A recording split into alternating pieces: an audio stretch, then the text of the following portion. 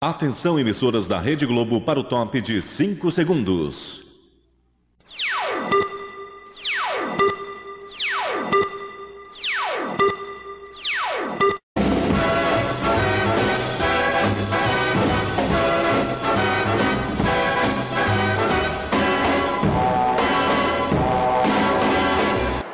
Boa noite, galera!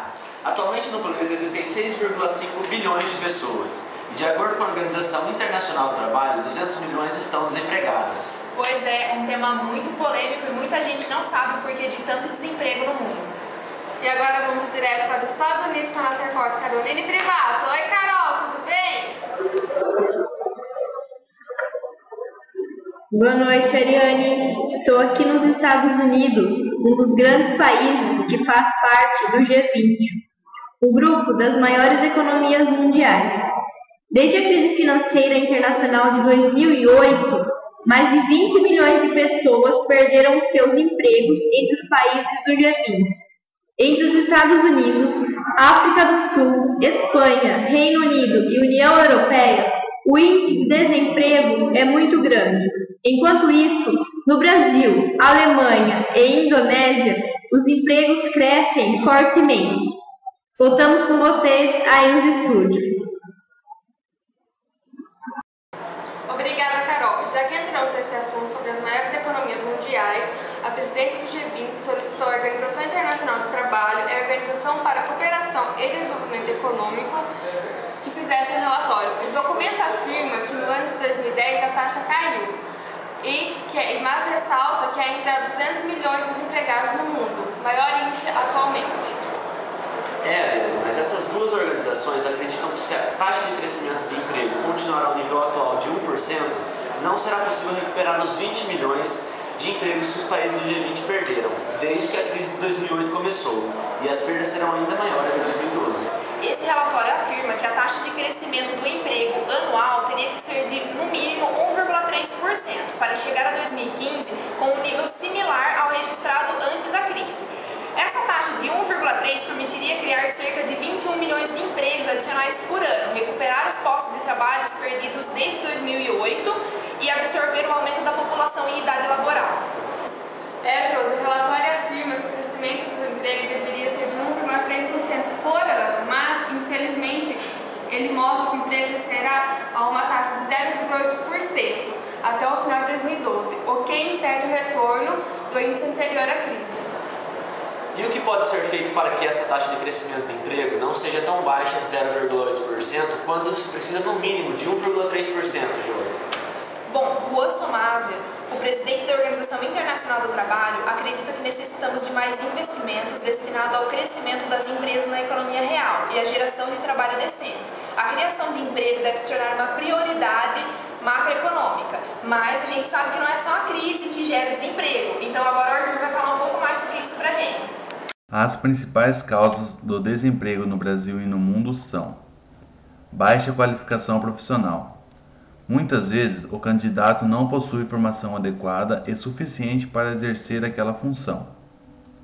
Substituição de mão de obra por máquinas. Os trabalhadores, quando não excluídos desse processo, precisam estar sempre se reciclando para conseguir acompanhar o ritmo do mercado. Crise econômica. Quando o país está em crise, o consumo de bens e serviços tende a cair. Assim, muitas empresas demitem funcionários como forma de diminuir custos para enfrentar a crise. Custo elevado de impostos e outros encargos para as empresas contratarem com carteira assinada. Esse caso é típico do Brasil, pois os custos de contratação de empregados são muito elevados. Com isso, muitas empresas decidem aumentar as horas extras dos funcionários a contratarem mais mão de obra. Para acabar com tanto desemprego, é necessário investir mais nos cursos técnicos profissionalizantes e para que toda a população tenha acesso. É necessário também reduzir os impostos para que as empresas possam contratar mais funcionários de carteira registrada. Esse é um dos grandes problemas do Brasil, custo alto de impostos e outros encargos. Uma empresa, quando registra um funcionário, tem que pagar 8% de FGTS e entre 25,8% e 28,8% de INSS. Então, por exemplo, um funcionário com um salário de R$ 800, por mês a empresa pagará somente de imposto R$ 294,40. Ao final de um ano, contando com o 13º salário, o total de imposto pago por um único empregado é de R$ 3.827,20. Você sabia, Josi, que ainda com tudo isso pago de imposto, o Brasil tem a menor taxa de desemprego entre as grandes economias? Nossa, André, eu não sabia. E com certeza muita gente também não. Pois é, Josi, segundo o gerente do IBGE, a taxa de desemprego brasileira é de 6,1%, uma das menores entre as grandes economias. De acordo com os dados colhidos pelo IBGE, o Brasil ainda tem números piores que os dos países Coreia do Sul, que tem uma taxa de desemprego de 3,8%, registrada em janeiro de 2011, e do Japão, com 4,6% registrada em dezembro de 2010. Por outro lado, estamos melhor do que potências mundiais como os Estados Unidos, que registrou uma taxa de 9% em janeiro deste ano, Reino Unido com 7,9% e Alemanha com 6,6% registrados em dezembro de 2010. Já que estamos falando de Brasil, vamos ver agora uma tabela que mostra as 10 cidades que mais contrataram e as que mais demitiram no mês de setembro de 2011. Agora vamos ver na tabela abaixo as cidades que mais contrataram no ano de 2011. Em primeiro lugar, São Paulo, com 16.417 vagas. Em segundo lugar, Rio de Janeiro, com 12.655 vagas. Em terceiro lugar, Belo Horizonte, com 7.523 vagas. Em quarto lugar, Coruripe, com 5.407 vagas. Em quinto lugar, Fortaleza, com 5.100 vagas. Em sexto lugar, Curitiba, com 4.960 vagas. Em sétimo lugar, Recife, com 4.429 vagas. Em oitavo lugar, Santos, com 3.371 vagas. Em nono lugar, Manaus, com 3.322 vagas. Em décimo lugar, Ipojuca, com 3.243 vagas. Agora vamos ver as cidades que mais demitiram. Em primeiro lugar, Santa Cruz do Sul, com 2.778 demissões. Em segundo lugar, Presidente Epitácio, com 956 demissões. Em terceiro lugar, Boa Esperança, com 798 demissões. Em quarto lugar, Patrocínio, com 749 demissões. Em quinto lugar, Marabá, com 743 demissões.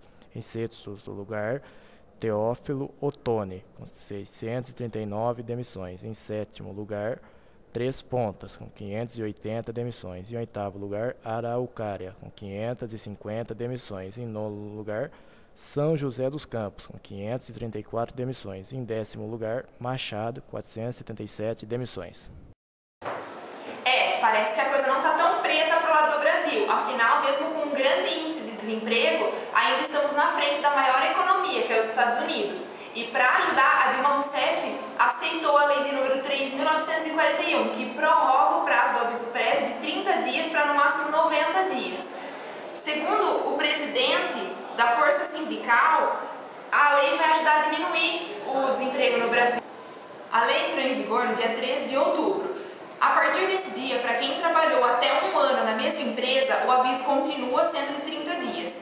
Agora, para quem trabalhou mais do que um ano, serão adicionados 3 dias por ano trabalhado no aviso prévio.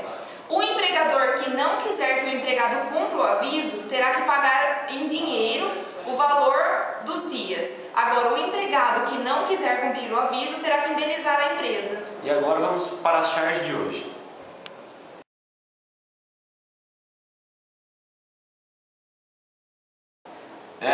Imagina se essa moda pega. Por hoje é só. Tenha uma boa noite. Boa noite. Boa noite e até o próximo Anhanguera News.